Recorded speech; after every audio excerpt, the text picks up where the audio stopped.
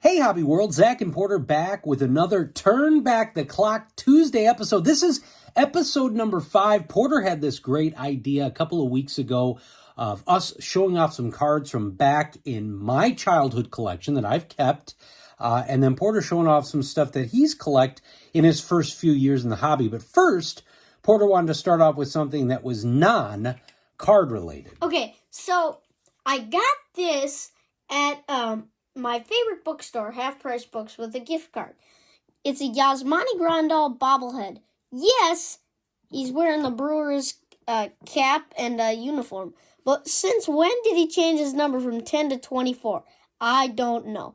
But this is really cool because at the bottom, you know he always jumps up and does the 2 heart symbols to the clouds, right, Dad? Yep, oh yeah. So We don't see it enough, unfortunately. Yeah, so I think he was meaning to do that, so I'll put that up there. Now we get into the card part of Turn Back the Clock Tuesday. Yeah, so if you do have a Half Price Books close to you, Porter actually got into collecting because we bought a box of 91 Donruss From Half Price Books. It was a very inexpensive way to see if the hobby would take off for Porter. They do have collectibles there, just like any Goodwill, Half Price Books, very similar. They also have team bags of, like, older and, like, sometimes 2010s football and baseball cards. But what I was going to say is you never know what you're going to get. Yeah, you never know what you're going to find at Half Price Books. So let's get into the Turn Back the Clock Tuesday. And if you saw the thumbnail, it said, Turn Back the Clock Tuesday, Episode 5, Errors and Fun. And you don't know this. Bo Thompson from 1 Million Cubs and I were talking about this the other day. Jeremy Lee, who does Sports Card Live, had a guy on his show, and I'm sorry, I can't remember his name, but he talked a lot about errors from the junk wax era. And it's something that has been thought about for a long time and debated that maybe air cards weren't actually errors, that the companies put them out on purpose. And this guy, who was a big dealer back in the junk wax era, said, oh, most certainly they were putting air cards out on purpose, knowing that they could correct them and have maybe different variations and then, amp up some more hype. So, like on Trading Card Database, they have all these different variations and error cards and uncorrected errors. Absolutely. So we're going to go through a couple of my favorite error cards from back in my original collection. This one is a pretty famous error card. I think it goes down as the first big chase error card. Right there. Yep. The naughty version I do not own. I thought you did. No, but I've got the black box version. Interesting. Coming back into the hobby, I always thought this card was fairly worthless. Now, most people think junk wax are worthless. I don't. However, there's actually a monetary value to this one, even though it's not the original, because there were so many different variations when they tried to correct them. Just, excuse me, just like this guy was saying. Now, same year, 89 Score Football, they did mess up on some of the pictures, and Tim Brown had his rookie card in this set. This is the All-Pro card. But it's James Lofton under the helmet. That's correct. Dad told me before we did this video. This one doesn't have his picture on the back, but you can tell if you know this is Hall of Famer James Lofton. So one of Tim Brown's first cards in 1989 Score was not his. On the rookie card theme with errors, now this is pre-junk wax. This is Lee Smith, and this is a 1982 Fleer card. But look at the back. Turn it around to the back, Dad. So this is his rookie card. But the Cub logo is all upside down, if you can see that there. Yeah, the C is correct, but the U, B, S are backwards. Again, I would have to think that maybe, just maybe, they did that on purpose. That was a corrected error. And that's one thing that you and I have talked about, and we'll talk about a little bit when we get to your section of the difference between corrected and uncorrected. So Dad will now show off both of his Al Leiter 1988 Topps cards. So if you go to the, what's it called? What's the show? MLB's Carded. It's called Carded. It's a show that MLB's Carded on MLB.TV. They have a show on the app on baseball cards, and Al Leiter's on there talking about how a kid approached him to get an autograph with his rookie card, and he was like, "Hey, this guy right here, this isn't me." Yeah, me. So that's actually Steve George. I think that's that's the gentleman's name.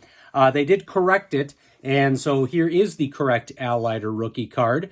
Both from 88 Topps. not a hard, fine card to get, but pretty cool that they actually created both the same number. Now, there are also other era cards from that era, like the Randy Johnson, where there's a Marlboro sign in the background, and they have different. What is that? An '89 Fleer, it's cigarettes. So a cigarette, they used to be able to advertise cigarettes, magazines. I don't remember TV shows, but magazines was big, billboards, and they stopped doing that for obvious reasons. And so in the Randy Johnson '89 Fleer card, you can see in the background, some cards you can see it very faintly. Some cards, it's totally blacked out, like the one that I have that I bought from Jenny Miller. That one's totally blacked out. This is similar. This is another air card where it's not really an air, but they ended up airbrushing because the guy in the background, who I don't know if that's Trammell, Whitaker, Tom Brookins, I don't know, but he's adjusting himself. So the folks over at Score decided we can't have that on the set. It's prominent. I don't know if it was catching, wouldn't have gone viral then, but maybe some collectors were talking about our complaints. So there is a version where it's actually airbrushed out. And there are other sets like that. Like I think in the '88 Topps, the Burt Bly 11, there's a crack that's airbrushed out. Wait, what? Yeah, there's a crack in the dugout behind him. Oh. I see. You thought I meant crack.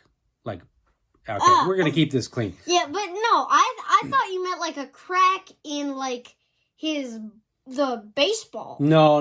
It was just the wall and behind him. Oh, okay. So once in a while they'll do the airbrush. And then not an air card, but a pretty famous card from the junk wax era is the Michael Jordan, well, I should say the Sam Vincent 1990 hoops. But that isn't Michael's jersey number. Jordan is wearing the number 12 jersey because his jersey was stolen.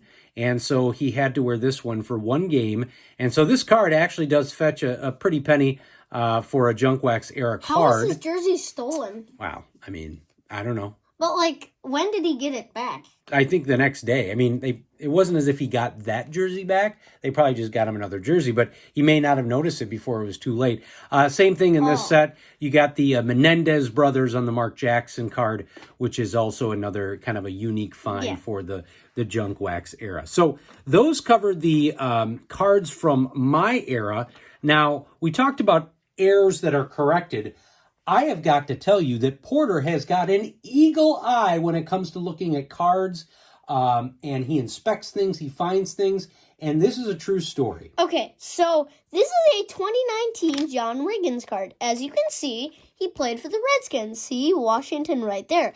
So when I was looking through my 2019 Donruss football cards, I noticed that the John Riggins, instead of the Redskins, had the Browns right there. Let's see if I can help you with that. And so Dad messaged TCDB or Donruss. No, I just put a note on Twitter. Did anyone else see this? And they're like, yep, for sure. Good eye, Porter. That is an uncorrected error, and I found it. Yep, so it says Browns there, and there's no place on any site that says that they made an error on it, but I got to tell you, Porter, he was the sleuth. That's kind of like the kid that finds a star in the sky. And after Dad and I record this video and finish this video, Dad, because he now has the ability to edit things on TCDB, will edit and say that it's an uncorrected error. I will try. So these next two are Shohei Ohtani, my favorite baseball player. I think Dad got me these out of a stack sale. So this is number 200 of the 250 of the 2019 Top Set. So as you can see, it says DH/pitcher.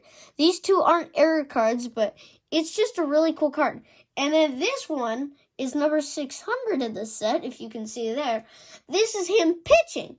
It's still a rookie cup, but it still says pitcher DH, but it's in the opposite order of what it said on the other card. That's pretty cool. And as we've said previously, we love the gold cups. And so this next card, it's not a card. So this is a William Perry G.I. Joe. So Dad had this when he was a kid, and then he brought it home because his parents moved in 2019.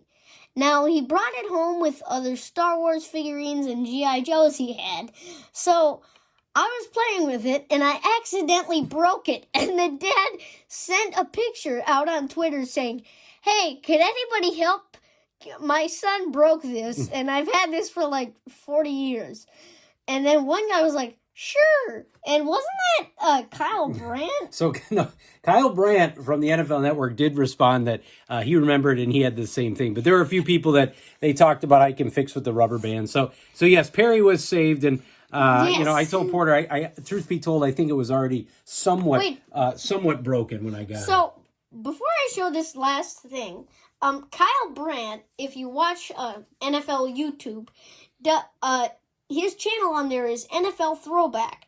And I've watched a lot of his videos, like the evolution of the NFL teams, of their logos, of like it's very interesting. I like it. timeline and Thanksgiving games and the rules. It's just so cool. Now, this last thing we have in our 5th Turn Back the Clock Tuesday. Now, this was a rack from a guy on Twitter by the name of Tommy G. His handle is Philly Out Loud. One day out of nowhere, he just reaches out and says, "Hey, your son collects White Sox stuff, right?" And I'm like, "Yeah." And he's like, "Can I get your address?" And hey, we had some mutual friends. So I said, "Oh, okay. Yeah, that's cool." So, this is a Yoan Moncada autograph ball. It arrived one day when I was in school, and it really cheered me up. But why is there a number 22 instead of a number 10? So Do you think that's from 2022 or like? No, because we got this before 2022. So yeah. I think I wish I would have looked this up, but I'm pretty sure he may have worn 22 either in, minor leagues or in the Red Sox organization. Because this guy lived out east. And so I'm assuming that he got this from before Yoan was with even the White Sox. Okay. And so that may have been why that happened. But he didn't have any use for it. He knew that this would brighten Porter's day. And I do remember you were having kind of a rough day or something. Yeah, you came home from school and I'm like, "Hey, there's a surprise for you." And so that was always a nice little treat. So that is our 5th episode of Turn Back the Clock Tuesday. Really. Errors and fun. Yeah, errors and fun. William Perry, G.I. Joe, Otani, Jordan, Yasmani. Yeah, don't throw any shade at Half Price Books. Yeah. For you collectors out there. It's a really good bookstore if you're like into like vintage books and collectibles and all that stuff. At half price. Yeah. And they do not sponsor this channel. We're just giving them free advertising. Yes. So thank you for subbing. Thank you for watching. Bye-bye.